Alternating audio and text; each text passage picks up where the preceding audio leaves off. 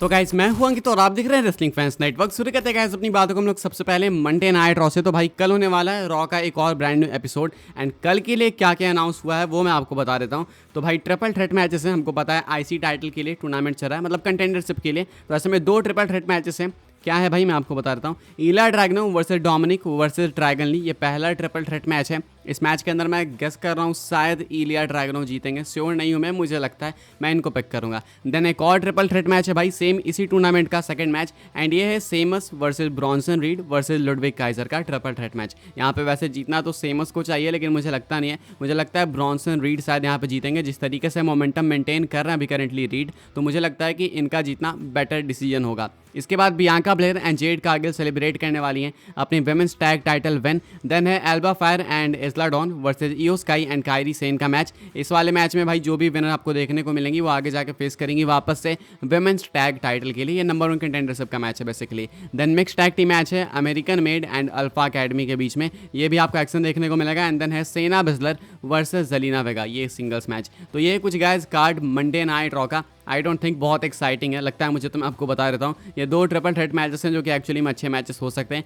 बाकी इसके अलावा मुझे नहीं लगता कि और कोई भी चीज़ इतनी ज़्यादा एक्साइटिंग है। बाकी देखना होगा कि आगे क्या होता है गुंथर के साथ एंड और भी कुछ मेजर स्टोरीज किस तरीके से अनफोल्ड होती है वाइट 6 वगैरह की, वो सब कुछ देखना इंटरेस्टिंग होगा। फिलहाल भाई यही कुछ है मंडे नाइट रॉ के लिए officially announced, officially confirm. Bye the वे भाई मंडे नाइट रॉ के अंदर कल एक और स्पेशल चीज़ है, एक और नई चीज़ है, यह है जोई टेसिटोरे को लेके। जोई टेसिटोरे कल मंडे नाइट रॉ में एज अ कमेंटेटर डब्ल्यूडब्ल्यूई के लिए डेब्यू करने वाले हैं एंड कल का शो होने वाला है इनका पहला शो डब्ल्यूडब्ल्यूई के लिए। Joe Tessitore will debut as a WWE commentator tonight on Monday Night Raw. Tessitore will be calling the product along with Wade Barrett, यानी कि इनके साइड में आपको वेड बैरेट देखने को मिलेंगे। अब देखना है कि ये जोड़ी कैसे साथ में वर्क करती है। साथ में पॉल हेमन ने भाई इस चीज़ के ऊपर रिएक्ट भी करा, पॉल हेमन भी इसके ऊपर ट्वीट करके हाइप करते हैं इस चीज़ को। तो हो सकता है भाई कि आपको सही में एक भयंकर डेब्यू देखने को मिले इनका। अब देखना, नोटिस करना भाई कमेंट्री टेबल पे आपको कैसे लगते हैं ये, कैसे नहीं। मेरी होप्स हाई है, मैं एक्सपेक्ट कर रहा हूँ भाई कि एक्चुअली में पॉसिबली हो सकता है कि माइकल कोल के टक्कर के कमेंटेटर निकल सकते हैं, बिकॉज ESPN में मैंने इनकी कमेंट्री देखी 1-2, बाकी बस वो देखने के बाद मुझे पता लग गया कि हाँ भाई कोई तो है जो माइकल कोल की तरह ही कमेंट्री कर सकता है, मे भी शायद उनसे बेटर भी कर सकता है।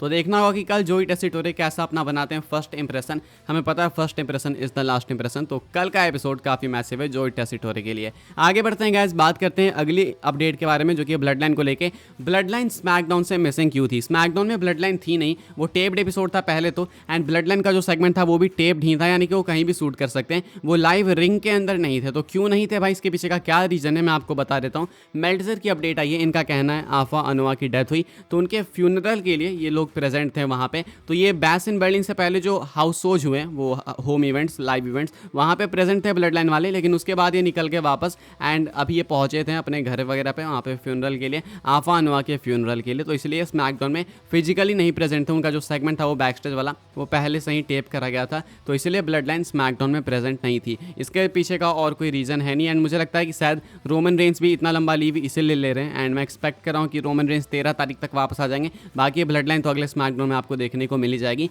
तो ये रीज़न है भाई कि ब्लड लाइन यानी सोलो सिकवा, जेकब फाटो, ये लोग फिजिकली हमें रिंग के अंदर नहीं देखने को मिले थे। आगे बढ़ते हैं गाइस, बात करते हैं अगली स्टोरी के बारे में जो कि ग्यूलिया को लेके। तो ग्यूलिया को लेके डब्ल्यूडब्ल्यूई के पास है बिग प्लान्स, एंड इसमें तो देखो कोई डाउट ही नहीं है, मतलब ये तो हमें ऊपर से ही मालूम है कि ग्यूलिया के लिए डब्ल्यूडब्ल्यूई कुछ मैसेज प्लान कर रही है। आज आ चुकी हैं ग्यूलिया NXT के अंदर, एंड ग्यूलिया आके सीधा कन्फ्रंट करती हैं NXT वुमेन्स चैंपियन रॉक्साना पेरेस को। अब हमें पता है भाई कि डब्ल्यूडब्ल्यूई किस डायरेक्शन में जाने वाली है, सीधा जब इनका मैच होगा तो ग्यूलिया आपको चैंपियन बनते हुए दिख भी जाएंगी। अब ये बताने के लिए इनफ है भाई कि आते के साथ सीधा वो जा रही है वर्ल्ड टाइटल मैच में, वो भी सीधा वो जीतेंगी, हारने तो वाली है नहीं। तो इससे ही आइडिया लगता है कि डब्ल्यूडब्ल्यूई के पास कितने मैसिव प्लान्स है ग्यूलिया के लिए, एंड 100% एक बहुत मैसिव एसेट है डब्ल्यूडब्ल्यूई के लिए ग्यूलिया। डब्ल्यूडब्ल्यूई के बाहर भी इनका काफी मैसिव नेम था, इसीलिए जैसे ये साइन करती है डब्ल्यूडब्ल्यूई के साथ भयंकर हाइप बनती है, लोग एक्साइटेड हो जाते हैं। Same goes with Stephanie Vaquer by the way, and same goes with Jade Cargill. Jade Cargill कहीं ना कहीं उस सेम पेस को मेंटेन नहीं कर पाई, डब्ल्यूडब्ल्यूई की गलती है इसमें, लेकिन ग्यूलिया के साथ शायद ये मिस्टेक नहीं होगी, बिकॉज शॉन माइकल्स NXT में इनको टॉप पे ही रखने वाले हैं, ऐसा एटलीस्ट एक्सपेक्ट किया जा रहा है। तो जल्दी वहाँ पे NXT वुमेन्स चैंपियन भी बनेंगी एंड एक भयंकर रेन देने वाली है, मे भी एक लेंदी रन भी दे सकती है टाइटल के साथ में, ये एक्सपेक्टेड है। तो बड़े प्लान है ग्यूलिया के लिए, let's hope for the best and let's hope कि ग्यूलिया एक्चुअली में एंटरटेनिंग चैंपियन बनकर निकल के सामने है, बिकॉज रॉक्सैना पेरिस ने बार काफी हाई सेट कर दिया है। आगे बढ़ते हैं गाइस, बात करते हैं अगली स्टोरी के बारे में जो कि है ओमस से रिलेटेड। अब देखो भाई, ओमस को लेकर कल ट्विटर पर एक फेक न्यूज फैली कि ओमस रिलीज हो चुके हैं। पता नहीं भाई किसी ने, किसी ट्विटर अकाउंट ने पोस्ट कर दिया क्लेम करते हुए कि मैं रिपोर्टर हूँ जो भी, तो उन्होंने पोस्ट करा कि ओमस फायर हो चुके हैं। बाद में बहुत बैसिंग हुई उनकी एंड इसके ऊपर जॉर्डन ओमैगमैन यानी कि ओमस खुद भी रिएक्ट करते हैं, ज़्यादा कुछ नहीं लिखते हैं, सिंपल एक ट्वीट करते हैं कैप की इमोजीज के साथ में, यानी कहते हैं कैप यानी कि झूठ है। क्या झूठ है भाई? तो जो झूठी न्यूज़ फैल रही है उनको लेकर कि वो फायर हो चुके हैं, वो झूठ है। तो कैप बताते हैं उस न्यूज़ का। इंडिया हमें पता था, ये नहीं भी ट्वीट करते तो हमें मालूम था। WWE ओमस को फायर तो नहीं करने वाली है, एटलीस्ट इतना तो मैं होप कर सकता हूँ। बाकी अभी ओमस को लेकर अगर आपने कहीं भी कुछ भी देखा, बिकॉज मैं देखता हूँ अगर ट्विटर पर कुछ वायरल होता है तो देन वो फेसबुक पर पोस्ट होता है एंड फेसबुक पर लोग देखते नहीं भाई, वेरीफाई नहीं करते कि रियल है या फेक है, जस्ट मान लेते हैं, जो दिख गया बस मान लेते हैं। तो इसलिए भाई अगर आप फेसबुक वगैरह यूज़ करते हो, अगर आपके सामने कोई ऐसी पोस्ट आई है जहाँ पे क्लेम करा जा रहा है कि ओमस फायर हो चुके हैं, तो वो पोस्ट फेक है। ओमैगमैन, जॉर्डन ओमैगमैन, ओमस ने खुद से इस चीज़ के ऊपर रिएक्ट करके कंफर्म कर दिया है। आगे बढ़ते हैं गाइस, बात करते हैं अपनी आखिरी स्टोरी के बारे में जो कि एक दिक्कत को लेके।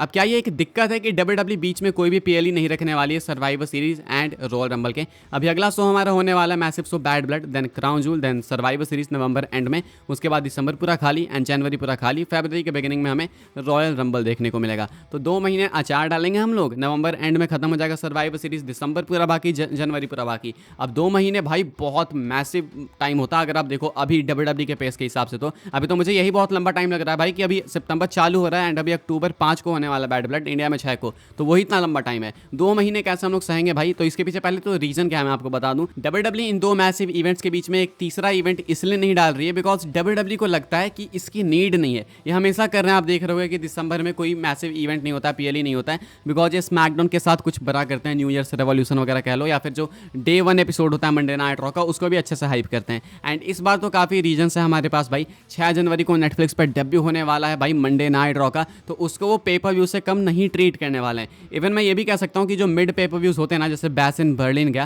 वैसे तो अच्छा पेपर व्यू था लेकिन हाइप के मामले में कह रहा हूँ, तो उनसे बेटर हाइप होगा वो नेटफ्लिक्स वाला एपिसोड। साथ में स्मैकडाउन भी कुछ हद तक क्लोज जाएगा उसके।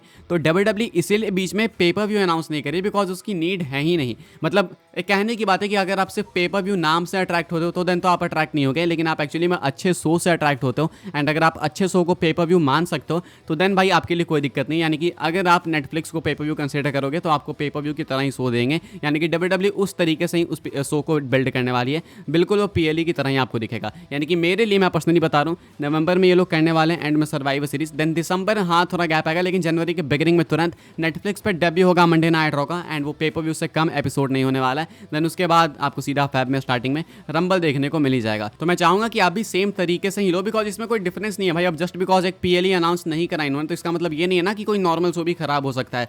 नेटफ्लिक्स वाले शो को ही ये बहुत मैसिव बनाने वाले हैं, वो डेब्यू एपिसोड बहुत भयंकर होगा। मे भी आपको रिटर्न्स देखने को मिल सकता है, डेब्यू देखने को मिल सकता है किसी का। अब मे भी क्या भाई, जॉन सीना तो कंफर्म ही हो चुका, उन्होंने खुद कहा कि मैं वहाँ पे प्रेजेंट होगा। मे भी रॉक भी हो सकते हैं, रोमन रेंस भी प्रेजेंट हो सकते हैं। तो बहुत मैसिव प्लान्स है WWE के पास, इसलिए बीच में कोई इवेंट नहीं है, कोई PLE नहीं है, तो ये आप समझ जाना। फिलहाल भाई इस वीडियो के लिए बस यही सारी अपडेट्स थी। आई होप आपको इन्फॉर्मेशन मिली हो तो वीडियो को लाइक करें, शेयर करें, सब्सक्राइब करें चैनल को, ताकि आने वाले टाइम के अंदर आपको और भी ऐसे WWE की news updates time to time जानने को मिलते रहे। फॉलो कर सकते हैं आप लोग मुझे इंस्टाग्राम एंड ट्विटर पर, लिंक आपको मिल जाएगा डिस्क्रिप्शन में। ज्वाइन कर सकते हैं व्हाट्सएप चैनल को, उसके भी लिंक है डिस्क्रिप्शन में। मिलते हैं अपनी नेक्स्ट ऑफर काफी इंटरेस्टिंग वीडियो में।